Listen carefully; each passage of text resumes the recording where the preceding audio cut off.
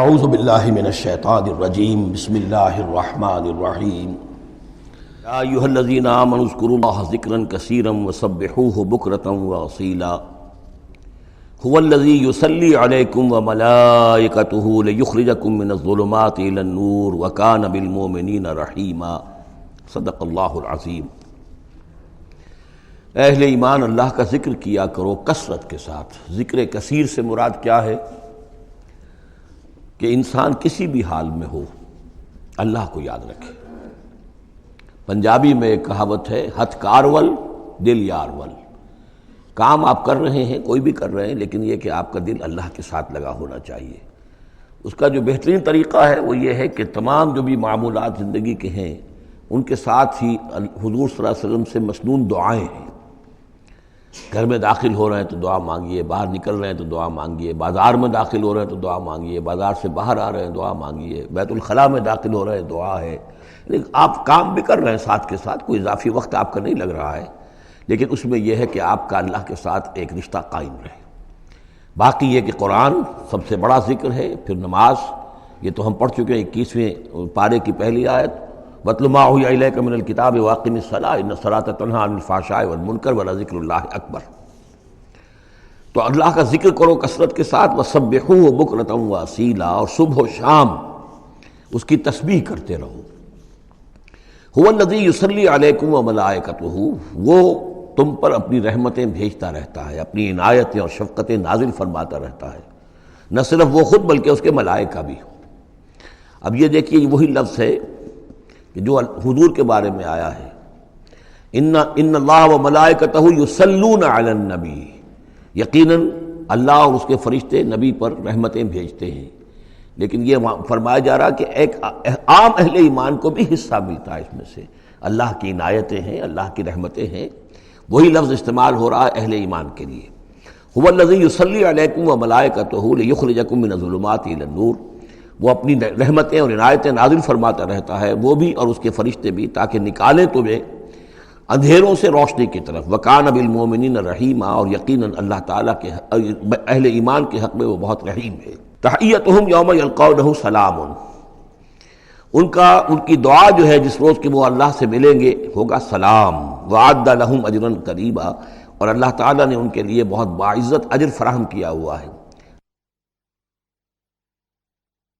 یا ایھا النبی انا ارسلناک شاہدا ومبشرا ونذیرا وداعیا الی اللہ باذنہ وسراجا منیرا۔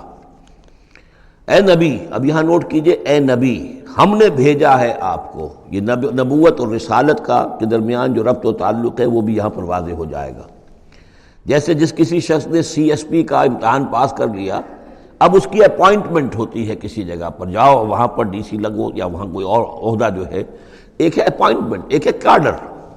نبوت کاڈر ہے، اس کاڈر میں جو آ گئے ہیں، اب ان کو جن کو اللہ ان میں سے چاہتا ہے اپوائنٹ کرتا ہے کسی خاص قوم کی طرف، کسی خاص علاقے کی طرف، تو اس اپوائنٹمنٹ کے بعد وہ اب رسول ہے۔ یا ایھا النبی، اے نبی، اسی لیے کہا جاتا ہے کہ حضور کی نبوت کا ظہور جو ہوا ہے وہ پہلی وحی سے۔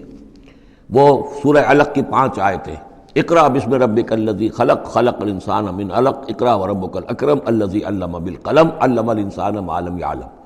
اب ان 5 آیتوں میں کہیں تبلیغ کا حکم نہیں ہے، یہاں سے نبوت کا تو آغاز ہو گیا، لیکن یہ کہ رسالت کا آغاز ہوا ہے جب آپ کو تبلیغ کا حکم آیا، یا ایھا المدثر قم فانذر وربک فکبر۔ اب یہاں سے رسالت کا آغاز ہوا، تو نبوت اور رسالت کے اس فرق کو ذہن میں رکھیں۔ یا ایھا النبی، اے نبی، ہم نے بھیجا ہے آپ کو شاہداً گواہ بنا کر۔ اب اس پر ہم گفتگو کر چکے ہیں، لتکونوا شہداء علی الناس ویکون الرسول علیکم شہیدا، اور لیکون الرسول شہیدا علیکم وتکونوا شہداء علی الناس، سورہ بقرہ میں آیت آئی اور سورہ حج میں آ چکی ہے۔ اور مبشر اور نذیر، بشارت دینے والے، خبردار کرنے والے، یہ تو بہت مرتبہ آ چکا ہے، جمع کے صیغے میں، واحد کے صیغے میں۔ وَدَاعِيًا إِلَى اللَّهِ بِإِذْنِهِ، اللہ کی طرف بلانے والے اس کے حکم سے۔ یعنی ایک داعی اور بھی ہوتا ہے جو اللہ کا کوئی بندہ ہے، کوئی صوفیاء میں سے ہے، کوئی اللہ کا نیک آدمی، وہ بھی لوگوں کو بلا رہا ہے اللہ کے راستے کی طرف، لیکن نبی رسول کا کام یہ ہو جاتا ہے کہ وہ اس پر مامور ہے کہ وہ بلائے۔ اس میں زمین و آسمان کا فرق ہے، کہ ایک ہے کہ حفظان صحت کے اصولوں پر تمام شہریوں کو جو ہے اس پہ خیال رکھنا چاہیے، عمل کرنا چاہیے، گلیوں میں گندگی نہ ہو، یہ نہ ہو، وہ نہ ہو، یہ تو گویا کہ اصول شہریت میں سے ہے۔ ایک محکمہ ہے جو قائم کیا گیا اسی کام کے لیے، وہ تو مامور ہیں، وہ تو تنخواہ اسی کی لیتے ہیں، لہذا وہ ہم وقت اسی کام کے اوپر لگے ہوئے ہیں۔ تو اسی طریقے سے دفاع وطن ہے، ویسے تو ہر شہری کا فرض ہے کہ اس کے لیے اپنے آپ کو ہر وقت تیار رکھے، لیکن ایک فوج آپ نے تیار کی ہوئی ہے جو اسی کام کے لیے۔ تو رسول تو گویا کہ وہ پھر داعی اللہ باذنہ ہی، اللہ کے حکم سے مامور من اللہ ہو کر پھر وہ جو ہے دعوت دیتا ہے۔ وسراجا منیرا، اور آپ کو ایک بہت روشن چراغ بنا دیا، چراغ ہدایت۔ وبشر المومنین بان لہم من اللہ فضل کبیرا، اور اہل ایمان کو آپ بشارت دے دیجئے کہ ان کے لیے اللہ کی طرف سے بہت بڑا فضل ہے۔ ولا تطع الکافرین والمنافقین ودع اذاہم، اور آپ ان کافروں اور منافقوں کی باتیں نہ مانیے، ان کی طرف دھیان بھی مت دیجیے۔ ودع اذاہم، اور وہ جو کچھ بھی اذیت آپ کو دینا چاہ رہے ہیں، تکلیف پہنچا رہے ہیں، کوفت پہنچا رہے ہیں، دفع کیجیے ان کی ایذاؤں کو۔ وتوکل علی اللہ، اللہ تعالیٰ پر توکل کیجیے۔ وکفیٰ باللہ وکیلا، اللہ کافی ہے آپ کے لیے سہارا، اور آپ کی مدد کرنے کے لیے اللہ کافی ہے۔ یہ کچھ نہیں بگاڑ سکیں گے، جو چاہیں سکینڈلز اٹھا لیں، جو چاہیں آپ کے خلاف سازشیں کر لیں، آپ کا بال بیکا نہیں کر سکیں گے۔ صدق اللہ العظیم۔